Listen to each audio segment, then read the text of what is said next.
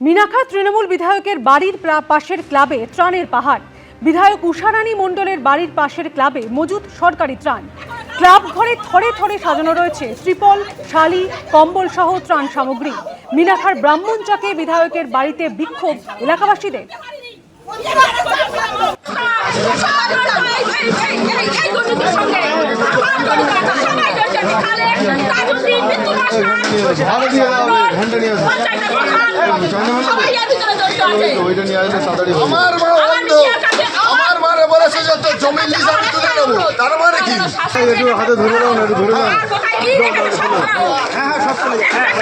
চলে যাবে যাও তুলে দাও। এগুলো কম্বল, এগুলো কম্বল। এটা কোনো নতুন ঘটনা নয়, এটা পশ্চিমবঙ্গের সর্বত্র হচ্ছে। যেমন সরকারি প্রকল্পের টাকা কাটমানি হিসাবে এরা চুরি করছে, ঠিক তেমনিভাবে সরকারি বিভিন্ন বস্তু যেগুলো মানুষের পরিষেবার জন্য এসছে সেগুলো লুট করেছে। এই সরকার দুর্নীতির বিরুদ্ধে জিরো টলারেন্স দেখাচ্ছে।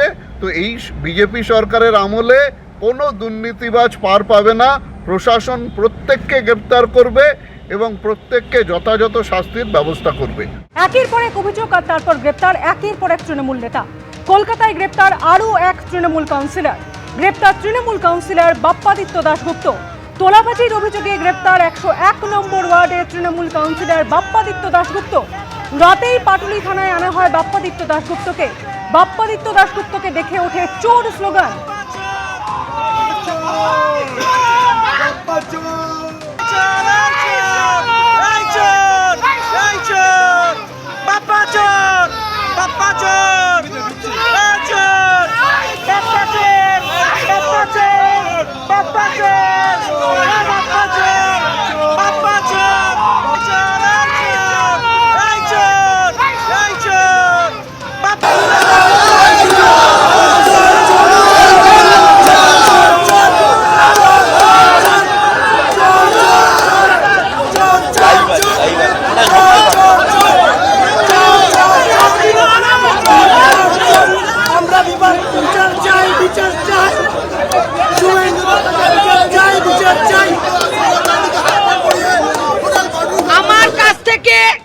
আমার ওইখানে চেম্বারে আমি প্র্যাকটিসটাতে বসে করতে পারি, তার জন্য 20 লক্ষ টাকা চেয়েছিল। 20 লক্ষ টাকা দিনের পর দিনে যখন আমাকে ভয়ভীত করা হয়, ওনাকে আমি 2 লক্ষ টাকা দিই বসার জন্য। কারণ তারপরে যেহেতু উনি পাননি, চেম্বার আমার আছে যেহেতু, এবং পোস্টপোল ভায়োলেন্সের শিকার আমার বাড়ি তছনছ করা হয়েছিল। অনেকে আছে। আজকে আমি বাপ্পাদিত্য দাশগুপ্ত সম্বন্ধে আমি কমপ্লেন করি। এই 8টার সময় রাত্রি 9:20 কমপ্লেন করা হয় এবং তারপর ওকে তোলা হয়। আপনারা জানেন গতকালই বিকেলে 101 নম্বর ওয়ার্ডে গ্রেপ্তার যুব তৃণমূল নেতা সৌরভ ঘোষ। আর তারপরে কলকাতায় গ্রেপ্তার আরও এক তৃণমূল কাউন্সিলর। গ্রেপ্তার হলেন তৃণমূল কাউন্সিলর বাপ্পাদিত্য দাশগুপ্ত। তোলাবাজির অভিযোগ এবং সেই অভিযোগে গ্রেপ্তার 101 নম্বর ওয়ার্ডের তৃণমূল কাউন্সিলর বাপ্পাদিত্য দাশগুপ্ত। রাতেই বাপ্পাদিত্য দাশগুপ্তকে পাটুলি থানায় আনা হয় এবং তারপরে বিক্ষোভ দেখাতে শুরু করে এলাকাবাসীরা। ওঠে চোর চোর স্লোগান।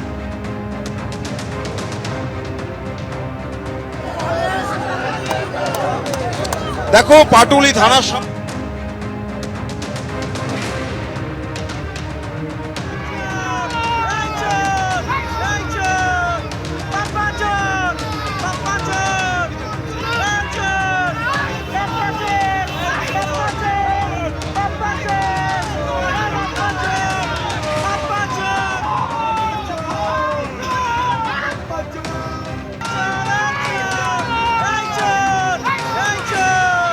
Papa John!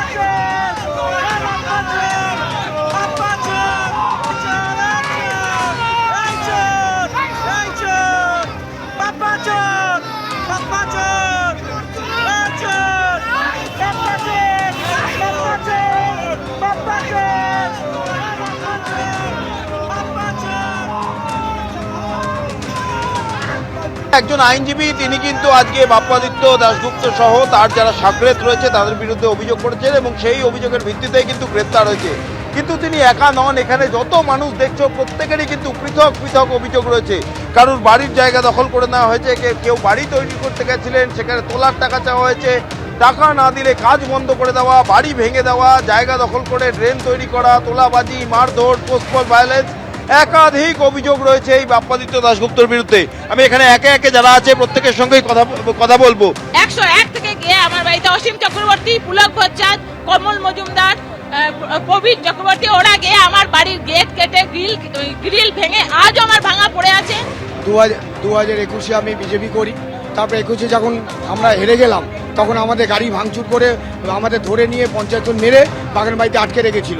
50,000 টাকা নিয়েছে, উল্টে মায়ের মেরে বলছে এখানে আটকে রাখবে। 50,000 টাকা সৌরভ বাহিনী বলছে বিজেপি করেছি তার জন্য 50,000 টাকা জরিমানা। হ্যাঁ, জরিমানা। আমার বাড়ি ফ্ল্যাট, আমার পাশের বাড়ি ফ্ল্যাটটা আনলিগাল ফ্ল্যাট, আপনার 3 তলা থেকে 4 তলা করেছে। আমার বাড়ি ভেঙে আমার পাথর আমার মাথায় ফেলেছে। আমরা বলেছি 2021 সালে আমরা বিজেপি করি বলে আমাদের ঘর ছেড়ে করে দিয়ে রাতের অন্ধকারে আমরা বাচ্চা নিয়ে বাইরে বেরিয়ে গেছি। 2 বছর আমাদের পেটে খেতে দেয়নি, আমাদের দোকানপাট সব লুট করেছে, প্লাস আমাদের বাড়ি ঘর ভাঙচুর করেছে। এইভাবে আমরা প্রতিনিয়ত এই পথে চর্চা। পেট্রোল পাম্প ভাঙচুর করেছে, টাকা দেবে না, প্রত্যেকের বাড়ি ভাঙচুর করে। নতুন বাড়ি বানাতে হলে তোলা দিতে হবে, আপনি নিজের বাড়ি বানাবেন সেটাতে তোলা। প্রত্যেকের বাড়ি ভাঙচুর করবে, বিরোধী দল আপনি করতে পারবেন না। গলা টিপে গণতন্ত্রকে হত্যা করেছে। এই জন্য যাদবপুরের মানুষ জবাব দিয়েছে। তা বুঝতেই পারলে অজস্র অভিযোগ এই বাপ্পাদিত্য দাশগুপ্ত এবং তার সাকরেতদের বিরুদ্ধে। এখানে যতজন মানুষ দেখছো প্রত্যেকেই কিন্তু দীর্ঘদিনে তাদের যে পুঞ্জীভূত ক্ষোভ তারই বহিঃপ্রকাশ করছেন। এখানে পাটুলি থানার সামনে এসে তারা এখানে বিক্ষোভ দেখাচ্ছেন এবং একটাই স্লোগান উঠছে, চোর চোর চোর। চারিদিক দিয়ে শুধু চোর চোর স্লোগান উঠছে এবং প্রচুর মানুষ এখানে জড়ো হয়েছেন। তারা এখানকার স্থানীয় বাসিন্দা এবং অভিযোগ করছেন দীর্ঘদিন ধরে এই অরাজকতা চলতো, কিন্তু তারা সেই অরাজকতার বিরুদ্ধে যখন অভিযোগ জানাতে গেছেন পুলিশ কোনো রকম পদক্ষেপ করেনি। পরিষদীয় দলের পর এবার দিল্লিতে ভাঙতে চলেছে তৃণমূলের সংসদীয় দল। সূত্রের খবর, লোকসভা এবং রাজ্যসভা মিলিয়ে হাতে গোনা কয়েকজন সাংসদ থেকে যেতে পারেন মমতার শিবিরে। বাকিরা সবাই একযোগে বিদ্রোহ ঘোষণা করে বলতে পারেন তারাই আসল তৃণমূল। একই সঙ্গে এই রাজ্যে আরও তৃণমূল বিধায়ক নাম লেখাতে পারেন বিদ্রোহী শিবিরে। সব মিলিয়ে ভোটে ভরাডুবির পরে কার্যত দিশেহারা অবস্থা তৃণমূলের। তৃণমূল কংগ্রেসকে মানুষ প্রত্যাখ্যান করেছে, একদম শিকড় থেকে উপড়ে ফেলে দিয়েছে। দেখতে থাকুন, সংবাদ দেখতে থাকুন। অনেক তথাকথিত বড় মাছ অনেক জয়েন। পশ্চিমবঙ্গে শুরু হয়েছে প্রাক বর্ষার বৃষ্টি, কিন্তু রাজ্য রাজনীতিতে মমতা বন্দ্যোপাধ্যায়ের শিবিরে যেন ঘোর বর্ষার ভাঙন শুরু হয়েছে। নীলবাড়ির রাশ হাতছাড়া হওয়ার 1 মাস পার হতে না হতেই শুক্রবার কলকাতার ছোট লালবাড়িতেও টলমল অবস্থা তৃণমূলের। কলকাতা, বিধাননগর ও চন্দননগর 3 কর্পোরেশনের মেয়ররা পদত্যাগ করেছেন, আর তার মধ্যেই ইস্তফা দিয়েছেন পূর্ব মেদিনীপুর জেলা পরিষদের সভাধিপতি এবং সহ সভাধিপতি। উত্তর ও দক্ষিণ 24 পরগনা সহ রাজ্য জুড়ে শতাধিক তৃণমূল কাউন্সিলর পদত্যাগ করেছেন। আর এই অবস্থাতেই গঙ্গাপাড়ির পর এবার যমুনা পাড়েও চরম অস্বস্তিতে পড়তে চলেছেন মমতা বন্দ্যোপাধ্যায়।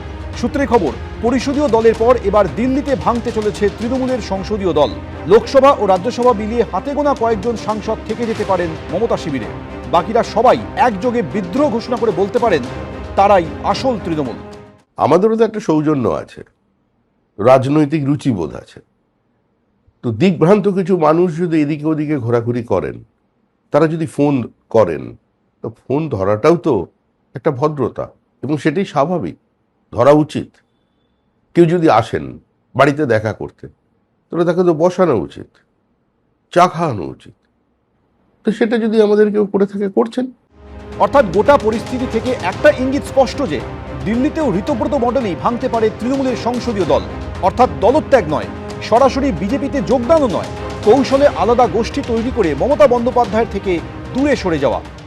এটা একটা নির্দিষ্ট ডিজাইনে তৃণমূল কংগ্রেসকে টার্গেট করে, কারণ তৃণমূল কংগ্রেসের জনভিত্তি আছে, মমতা বন্দ্যোপাধ্যায়ের পেছনে বাংলার মানুষ আছে, যে কারণে সেই শক্তি ভারতের অন্য রাজ্যে সাকসেসফুল হলেও বাংলাটা দখল করতে পারছিল না।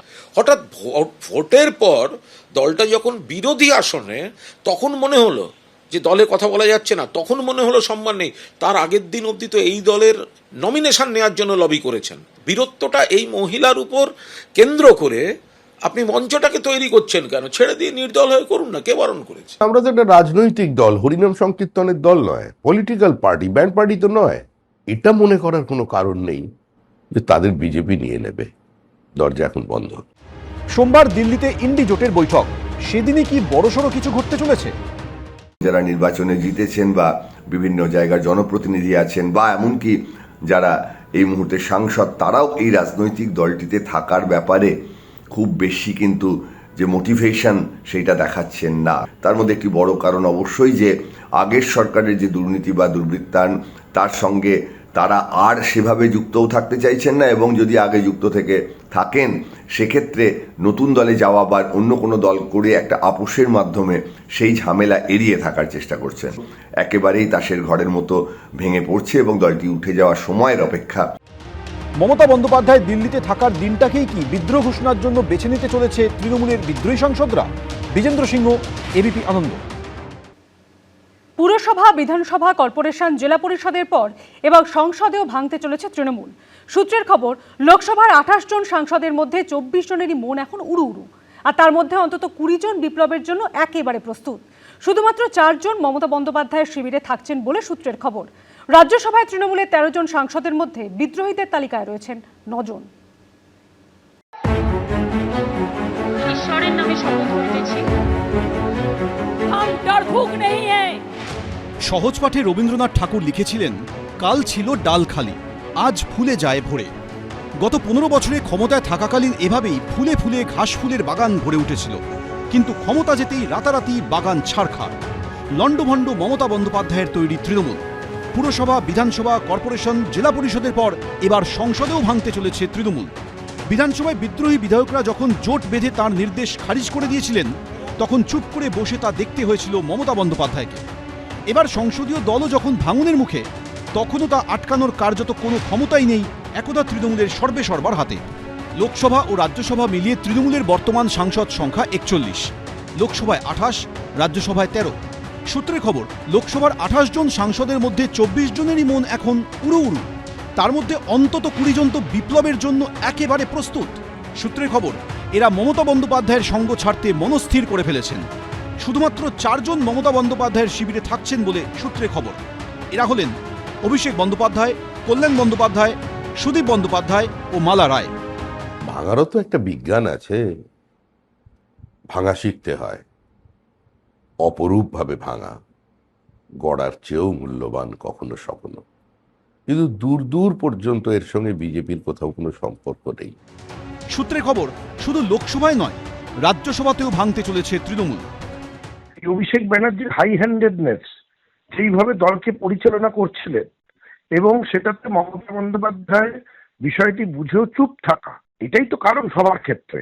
কোনো এমপির সাথে তো আমার কথা হয়নি, আর আমি বিধানসভার সদস্য, লোকসভা বা রাজ্যসভার সদস্য নয়, কিন্তু টিভি মিডিয়ার মাধ্যমে যা দেখলাম যে সেখানেও বোধহয় এরকম একটা ডেভেলপমেন্ট হচ্ছে।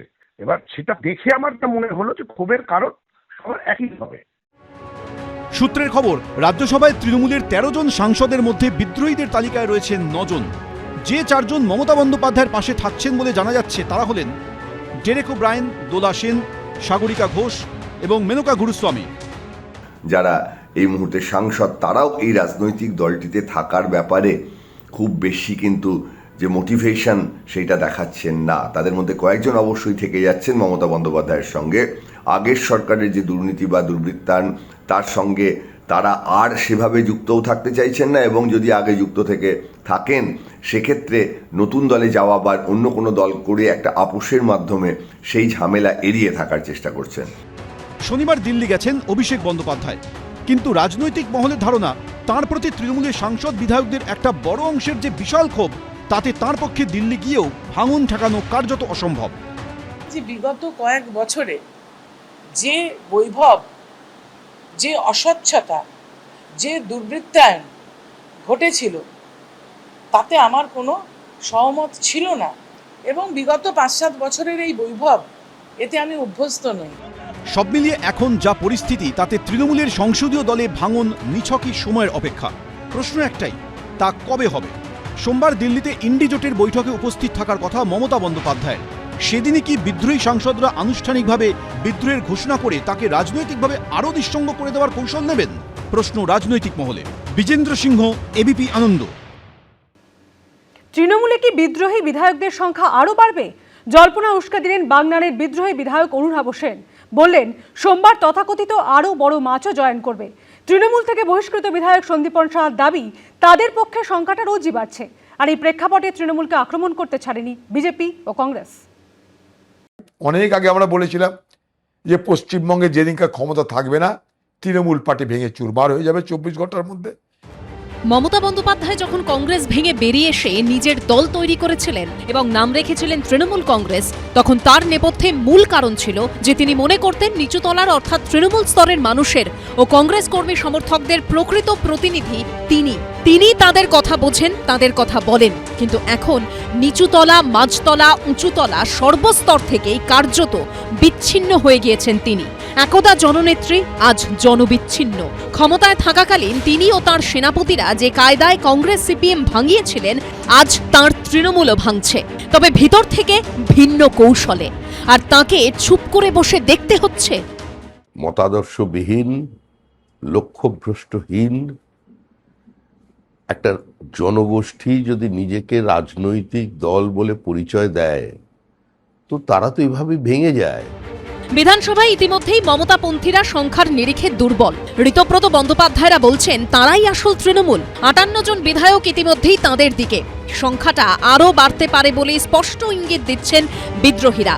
শনিবার নবান্নে মুখ্যমন্ত্রী শুভেন্দু অধিকারীর সঙ্গে রেলমন্ত্রীর বৈঠকে উপস্থিত ছিলেন হাওড়ার বাগনানের বিদ্রোহী তৃণমূল বিধায়ক অরুণাভ সেন। বৈঠকের পরই তাঁর গলায় শোনা যায় ইঙ্গিতপূর্ণ মন্তব্য। আমার সঙ্গে এইমাত্র ঋতদার কথা হলো, এই ধরনের সংক্রমণ ব্যাপারে একটু ব্যস্ত থাকবেন। আপনারা আগামী দিন দেখবেন আরও বেশ কিছু মানুষ আমাদের সঙ্গে আগামী সোমবার দিনই যোগ হবে। অনেক তথাকথিত বড় মাছ অনেক জয়েন দেখতে থাকুন। গতকাল একটি মিটিং হয় কালীঘাটে মমতা ব্যানার্জির বাড়িতে। 31 তারিখও একটি মিটিং হয়। 31 তারিখের মিটিংয়ে 20 জন এমএলএ পৌঁছেছিলেন, আর গতকাল সেই নাম্বারটা নেমে 8-এ দাঁড়িয়েছে। তো এটা থেকেই তো পরিষ্কার হয়ে যাচ্ছে সংখ্যাটা কোন দিকে কমছে। দেখুন, আরো এমএলএরা আমাদের সাথে যোগাযোগ করছে। যোগাযোগ করার সংখ্যা 58 জন সই করেছেন এবং আরো এমএলএরা আমাদের যোগাযোগ করছেন এবং সেই সংখ্যাটা রোজই বাড়ছে। একুল ভেঙে অকুল তুমি গড়ো, যার একুল অকুল দুকুল গেল তার লাগি কি করো। এই গানের মতোই মমতা বন্দ্যোপাধ্যায়ের রাজনীতিরও এখন দুকুলই ভাঙছে, প্রতিদিন ভাঙছে, প্রতি মুহূর্তে ভাঙছে। কাছের লোক, দূরের লোক বলে স্থায়ী কিছুই নেই। এক লহমায় পাল্টে যাচ্ছে সমীকরণ। শুধুই ভাঙছে, গড়ার সম্ভাবনা নেই বললেই চলে। আর এই পরিস্থিতিতে এককালে মমতা বন্দ্যোপাধ্যায় যাঁদের ঘর ভেঙেছেন, তাঁরা এখন পারে বসে তাঁর রাজনৈতিক ভাঙন দেখছেন। ওখানে যখন হয়েছে এখানেও হবে, তাদেরই তো লোক এখানটা আছে। লোকসভার স্পিকারের সঙ্গে অনেক এমপি যোগাযোগ করেছে। ব্যান্ডেড দিয়ে কি আর ক্যান্সার সারানো যায়? দিদি এখন ব্যান্ডেড অ্যাপ্লাই করেছে ক্যান্সার সারাতে। এই পশ্চিমবঙ্গে কংগ্রেস 50 বছর ক্ষমতায় নাই, আমরা কিন্তু ময়দানে আছি। এসবের মধ্যেই সোশ্যাল মিডিয়ায় ইঙ্গিতপূর্ণ পোস্ট করে তৃণমূলের বিধায়ক কুণাল ঘোষ লিখেছেন, ভোটের 1 মাসের মধ্যে যারা রহস্যজনক ব্যক্তিগত স্বার্থে প্রতিপক্ষের পৃষ্ঠপোষকতায় মমতাদির সঙ্গে বিশ্বাসঘাতকতা করে, আমি তা সমর্থন করি না। আমি মমতাদির সঙ্গেই আছি। এটা খুব ঠান্ডা মাথায় অন্য একটি শক্তি অর্গানাইজ করে দিচ্ছে। যারা ওদের সঙ্গে যাচ্ছেন তারাও যোগাযোগ করে অনেকেই গল্পটা বলে দিচ্ছেন। তারা জিতেছেন দলের প্রতীকে, তারা জিতেছেন মমতা বন্দ্যোপাধ্যায়ের ছবি ব্যবহার করে। যদি ক্ষমতা থাকে নিজের এলাকায় একটি করে কর্মী সভায় ডাকুন, মানুষের মতামত নিন, দলের কর্মী যারা তাদের জিতিয়েছেন তাদের মতামত নিন যে মমতা বন্দ্যোপাধ্যায়ের সঙ্গে বিশ্বাসঘাতকতা করব কিনা, তারপরে সব সিদ্ধান্ত নিন না। যা দেখলাম ওদের পার্টিদের কথা শুনে মনে হচ্ছে যে ক্ষোভটা ছোটবাবুর উপরে বেশি, কিন্তু এটা যেন এখন মন্দিরই ভেঙে গেছে, তো ভগবান কোথায় থাকবে। পরাজয়ের পর এখন ভাঙনগ্রস্ত তৃণমূল। শিবাশিস মৌলিক, রাজীব চৌধুরী ও সমীরণ পালের রিপোর্ট, এবিপি আনন্দ। এবিপি আনন্দ, এগিয়ে থাকে, এগিয়ে রাখে।